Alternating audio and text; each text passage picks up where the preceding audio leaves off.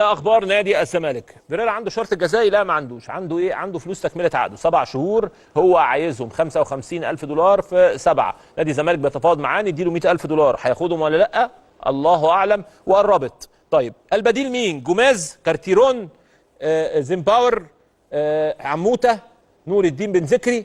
كل دول في الصوره، في منهم اللي رفض وفي منهم اللي بيفكر وفي منهم المستحيل. جوميز اموره صعبه، كارتيرون اختلفوا عليه في المجلس، زيمباور الامور بالنسبه له الماديه مش افضل شيء، عموته اعتذر، وبن ذكري كان هناك. والله بص، زيمباور، بن ذكري، محمد حمص، ايا كان مين اللي هيمسك الفريق.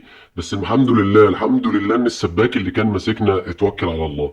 يعني انا بصراحه مش عايز اتكلم كتير ولا اذكر اسماء، بس يعني هو واحد مقتنع بسيف جعفر يا جماعه، يعني بيريح سيف الدين الجزيري. يعني يجيب له جونين يجي الماتش التالت يريحه. واحد يعني عجيب قوي في التعامل مع شيكو بنزا الكائن الفضائي اللي جاي لنا ده. فاهم؟ والله العظيم يعني لا، في نعمه من ربنا كبيره ان الراجل اللي اسمه مش عارف ايه فيريرا ده اتكل على الله. باقي الحاجات دي بقى ايه، نناقشها نشوف مين يمسك مين يعمل. هنشوف القصه دي. مع ان نفسي حد يفكر في الراجل المحترم اللي اسمه مؤمن سليمان. الراجل ده عامل بص نجاحات جامده جدا مع كل الفرق اللي مسكها.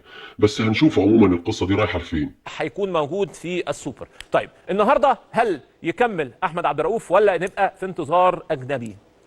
لو انت حضرتك هتسالني بصوت واطي كده اقول لك هات مصري او يكمل عبد الرؤوف وخليه يكمل لنهايه الموسم.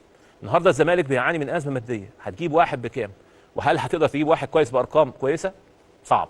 طيب هتجيب النهارده واحد وخلاص؟ طب ليه؟ هتمسك احمد الفتره اللي جايه وعارف انه مؤقت هيركز؟ الله اعلم. احمد عبد الرؤوف كل اللي اقدر اقوله لحضراتكم احمد عبد الرؤوف مشروع مدير فني كبير. مشروع، انا ما قلتش مدير فني كبير، شخصيه محترمه عنده طموح كبيره، مسك فرق، عنده شخصيه. احمد عبد الرؤوف لو اخذ الفرصه ممكن يروح بيها لحته بعيده جدا جدا. حصل اتصال النهارده مع محمود فايز ان هو يكون مع احمد عبد الرؤوف، حصل اجتماع زوم وحصل حديث معاه، ما اعرفش ترتيبهم ايه، بس في الاخر محمود اعتذر. فاذا احمد عبد الرؤوف ممكن يكون جهاز يكمل بيه السيزون او يديله فتره، قدر ان هو ينجح يكمل، وفي نهايه الموسم يجي مدير فني اجنبي. ده ممكن يكون فكر. انا مش صاحب قرار، الزمالك هو صاحب القرار، الناس تعمل اللي هي عايزاه، ولكن ده رايي ان الزمالك الان يمتلك مشروع مدير فني جيد يقدر يعمل حاجه، والقرار في الاول وفي الاخر بتاع نادي الزمالك او مجلس اداره نادي الزمالك. فيريرا مشي اهو، عشان الناس هتقعد تقول لك القرار كان بتاع مين؟ كان بتاع جون ولا بتاع مجلس اداره؟ خلاص مش مهم.